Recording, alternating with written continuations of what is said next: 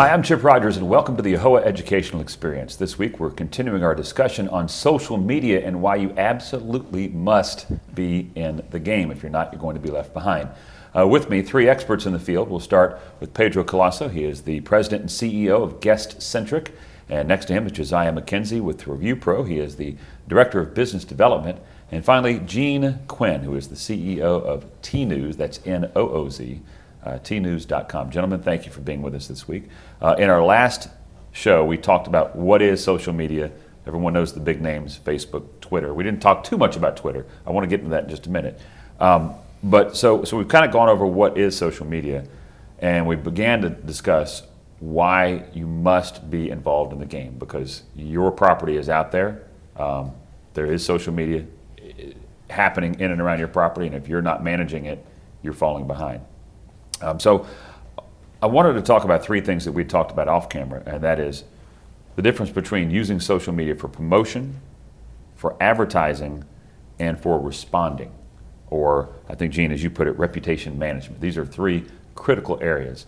And we'll start with you, Pedro. If you're a owner of a large chain hotel, if you're a major brand, your need to use social media for promotion is going to be a lot less than the guy that owns the independent hotel. Actually, I'm not sure about that, because what we're seeing is that the big brands already have social media experts inside, right, and they're doing lots of promotion in there. I think that as a small business owner, social media can be a great way to reach out to generate new business. And for instance, one way is just, as we discussed in the previous show, that when a guest leaves, you can send them an email. You already send them a post-stay email saying, thank you for your stay, blah, blah, blah. And then you can put a line there like saying, hey, if you like your stay, please review us on TripAdvisor, or why don't you recommend us to your friends on Facebook, and use a little bit of this viral community to get your name out there and to promote your brand. On the other hand, you can also engage in channels like Twitter, for instance, which are pretty open channels, and they're pretty business oriented, and actually publish promotions actively, because people are searching for deals everywhere. And there's now sites that actually go and get all this information and try to put all the deals in one page. So I think that as a small business owner, you have a very high motivation to use social media as a channel to promote your brand and your business.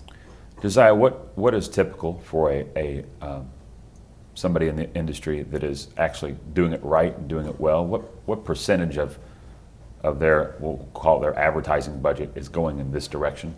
10 years ago it was zero, so what is it today? Well, the exact numbers are going to differ depending on the brand or the organization. There's this huge draw towards digital advertising and digital promotions because, as Pedro mentioned in a previous show, it's trackable, it's very measurable, and it's very testable. You can try new things at a very quick rate and see what's going to work for you or what's not going to work for you. So I think that we're seeing more spend there, but also that spend is moving. Part of the advertising budget at the brands that we've worked with, we've seen move to a customer service budget. Maybe they're using a service approach to social media, or maybe they're looking at an analytical approach to social media. There's these two concurrent strategies that need to be taken when it comes to social media. One's very human and one's very technology focused. I want to follow up on that just for a second, because in my mind, you just struck on something. You have social media. In the past, a customer comes in, you hope they had a good experience. Your interaction with that customer, for the most part, ends the moment they walk out the door, and you just pray that someday they come back, because you spent money trying to get them to walk through the door the first time. Now, from a customer service standpoint, through the use of social media, your opportunity to make that a repeat customer has got to be dramatically increased. Right, and I think it's very important to even narrow the social media down to real-time social networks like Twitter. This gives us a fantastic opportunity to give real-time temperature checks, if you will, on the level of satisfaction, checking in, how can I help you, how can I make your stay better, but also triggering some social media content generation, as Pedro mentioned. If you think about what motivates someone to share content, you have to appeal beyond just, we want you to talk about our brand because it helps our business. You have to appeal to the self-interest of that person. So is it creating content that builds their social following? Is it sharing something that makes them look cool with their friends? But think about those social triggers and intentionally design and put them into your guest experience to spark those conversations. You know, one of the things that, and I'm sorry to barge in, but one of the things, for instance, that people do on Facebook is share pictures, right? So a hotel could easily ask people if they want to take a picture with whatever they have in the hotel, and you know, they tag, if they tag their name on Facebook, I'll bet you that many of their friends are actually going to see a picture of the hotel. So there's simple strategies that you can use, and it's not about, you know, a corporate policy. It's really about being able to give people what they want. And Gene, I think one of the points that, you know, if as a hotel owner, I'm thinking, okay, yes, people can post pictures and people can post comments. And once they do, that is, as we know, it's there forever, which is critical because they can post nice things to say and they can post not so nice things to say, which I guess, you know, as someone who follows this industry, that means everybody's got to be on their toes at all times.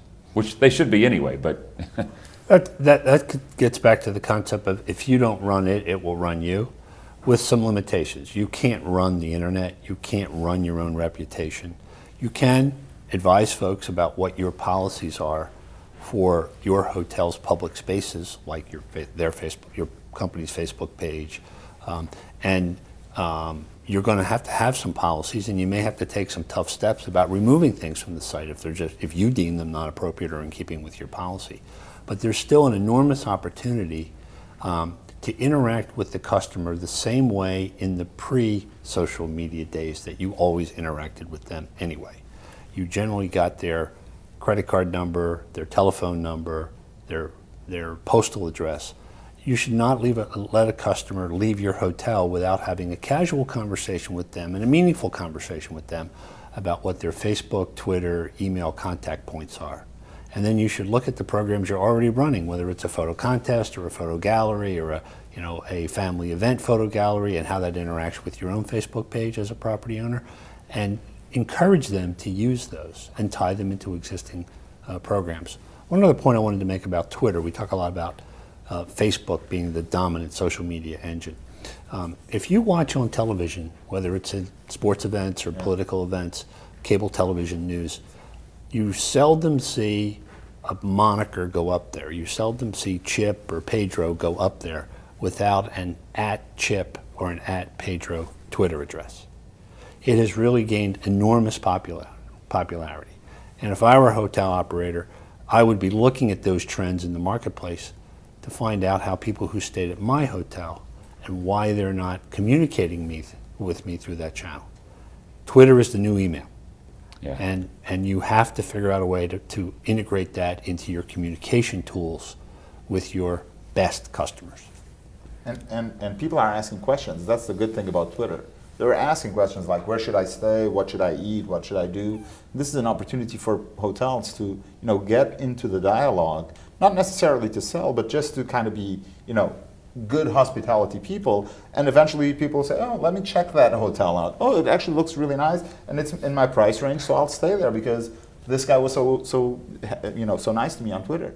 Right. So It's acting like a virtual concierge, right? So it's taking advantage of these technologies, and it seems like a brave new world in many respects. But I think what this does is, in the end, the consumer wins and the business wins because there's this healthy competition to create more customer-centric organizations, and taking that feedback and saying, how can we ensure, whether it's service training, whether it's designing upgrades, the way we present our hotel rooms, how do we design an experience that's going to skew opinion in our favor? And so it's not putting this thin veneer of marketing shine over a bad product. It's looking at the core of the business and understanding how to improve it so that you'll earn these positive reviews.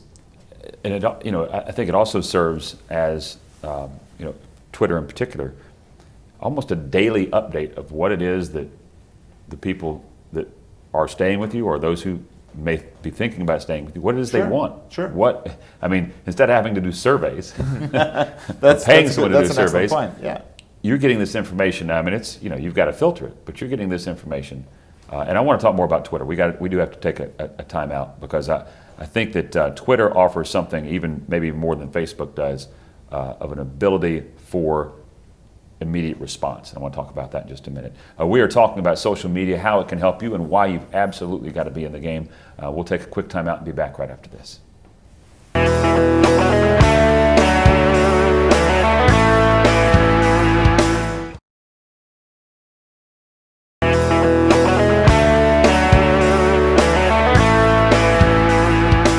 Welcome back. I'm Chip Rogers. We're talking about social media, why you absolutely must be in the game, why you need to use it. My guest this week, Pedro Colaco, who is the president and CEO of Centric, and next to him is Josiah Mackenzie, director of business development with Review Pro, and Quinn, CEO of Tnooz.com.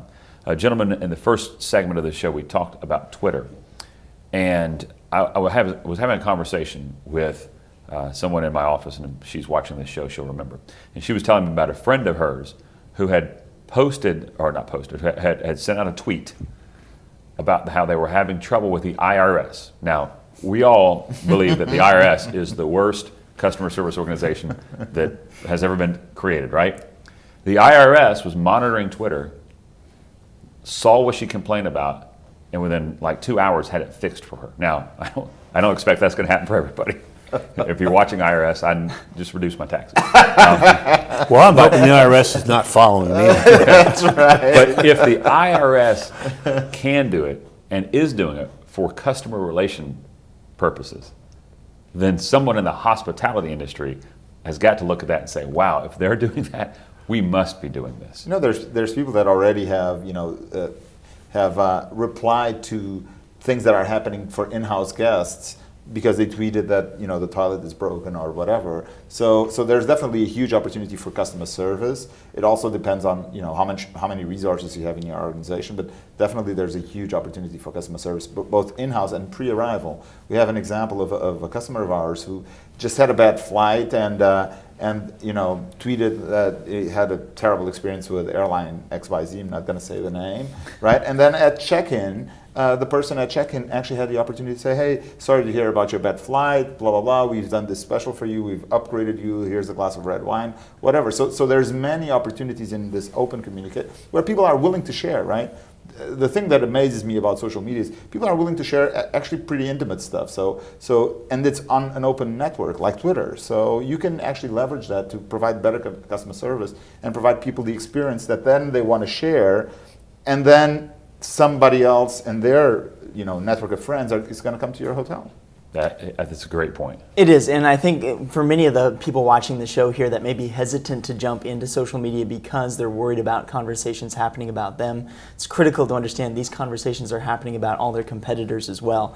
Look at the opportunity at looking at this huge volume of data, people talking about every aspect of perhaps your hotel, but also your competitors, and responding to individual pieces of feedback is phenomenal for customer service. Taking a step back and looking at some of the trends helps you define your unique value proposition as a hotel or as a brand around what customers appreciate most about you, and especially when you look at that through the lens of what they appreciate or dislike about competitors, it can help you refine a very powerful marketing and sales message. And sometimes it's not, the example you gave is phenomenal. If I'm that guest and I walk into that hotel and they know I've just had a bad airline experience, which can happen, and they in some way upgrade my hotel experience, they've got me forever. I'm going to be there. But beyond that, if that's the good experience. But if I'm having a bad experience at a hotel and they fix the problem immediately because they were making sure that they were monitoring it, I'm going to remember that forever as well. So it's you talked about it earlier, Gene, with reputation management, but it's critical using these tools to get the information because now you have access to it almost immediately and respond immediately. I'm going to defer to Josiah because that's what his company does, advise on reputation management. But just to set that up a little bit, I like to be greeted personally. If they don't know my name, be personable. But one of the things I always liked about a Ritz-Carlton brand is when I handed my bag jumping out of a cab to a bellman, by the time I got to the 7th floor at the hotel in Chicago, they knew who I was, and they knew the last time I had been there. And I did not mind that. I felt greeted.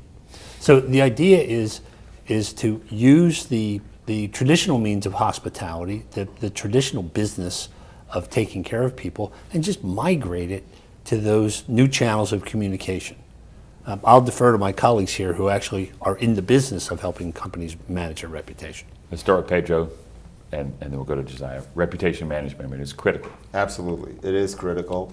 It starts with TripAdvisor. If you have a bad rating on TripAdvisor, you will see your sales decline, no doubt. So, but it's a lot more than just TripAdvisor. So there's a lot of outlets that you need to monitor, but there's tools that help you do that. There's tools that help you, consolidate that filter out what's important and what's not important, give you the ability to control that. And it's critical because just think about this, right? I'm considering staying at Hotel XYZ. I go on 3 review websites and I see bad things about the hotel. Let's say it's noisy. They have a noisy air conditioning in all the rooms. And if I'm a light sleeper, then I'm not going to stay at that hotel. And it goes back to what Josiah was saying, which is this may expose some real operational issues that, you cannot hide anymore, right? Because people are talking about them. So you got to fix them and then obviously invest in reputation management and say, hey, sorry about the noisy air conditioning, that has been taken care of. And people read that. People read the comments that the hotels post on those websites too, and they'll say, okay, and then if there's 4 more reviews saying I had a great experience, you will ignore the bad review that was in the middle. And I think, at least I just take myself as someone who travels a lot.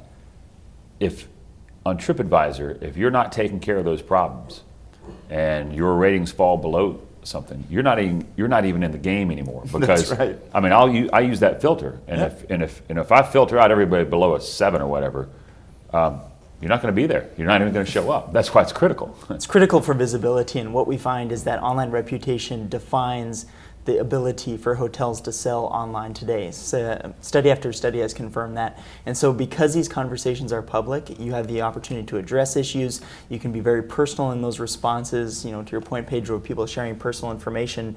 And to your point, Gene, thinking about that experience that the Ritz-Carlton and others provide, you have a fantastic platform to do that within. If there's a negative review, there's been, Forrester did research that indicated a management response that's satisfactory, addresses a negative review. 68% of consumers that look at that are going to have a positive overall impression of the hotel. So this is your opportunity to turn things around and present your best face. Remember, consumers are very forgiving. They're very vocal, but they're very forgiving. They're not going to punish the crime. They're going to punish the cover-up. Right. So if you ignore them, that's what they get really annoyed about. People understand they have problems in their own business. They understand they have problems in their own house. But when they point it out, they expect to be heard. And I want to follow up with that, Josiah, too. The way I would almost look at this, beyond everything we've already discussed from someone who's running the hotel, what a great management tool this is. If I know that on floor 3, these 10 rooms were having continual problems, I know who to go to get that solved, whoever's working that floor 3 in those 10 rooms. And so, I mean, from a management standpoint, not just interacting with my guests, but also with my staff, this has got to be, I mean, this tool, it's there on a silver platter. It's a question of whether I use it. Yeah, and I mean, the big opportunity is to create reporting that specifically defines areas for action for everybody in your hotel or as a manager. So it's doing that and then looking at opportunities to turn that negative feedback around. That's the single best way to create a brand evangelist, is taking a very negative situation, providing an extraordinary response to that, and then as you mentioned, you're going to be loyal for life. I want to go back to something we talked about earlier with TripAdvisor. They're obviously the big boy out there. I mean, do you need to appoint someone on your staff to just sit there and watch TripAdvisor all day? Or even large hotels get maybe 2, 3, 4 reviews a day. So it's not like people think that there's going to be this onslaught of information and they're going to have to dedicate 3 people to deal with this. This is not the case, right? Unless you are MGM Grand in Las Vegas where you have 5,000 rooms, right? So I think that there's a lot of staff in the hotel that already knows how to deal with this because they're doing it every day. They're dealing with complaints every day, right? People come up to the front desk. People, call the front desk and say, "Hey, my television is broken or my remote doesn't work." So they have people that do this in an offline mode. So they just have to migrate them to online, train them a little bit on the tools, and have them manage it. It's not, this really difficult thing to do. all right, we are out of time for this show, but this segues, and that's why I wanted to ask that question, into what we're going to talk about at the beginning of our next show, which is Do you need to do this yourself, or do you need to hire a professional to do this for you? We'll talk about that in the next show. I want to say thank you to my guests for this week, Quinn, CEO of Tnooz.com, Josiah Mackenzie with Review Pro, and Pedro Colaco with Guest Centric. I'm Chip Rogers. Thanks for watching. If you have any questions, you can send me an email, chip@AAHOA.com. That's chip@AAHOA.com. We'll see you again next week.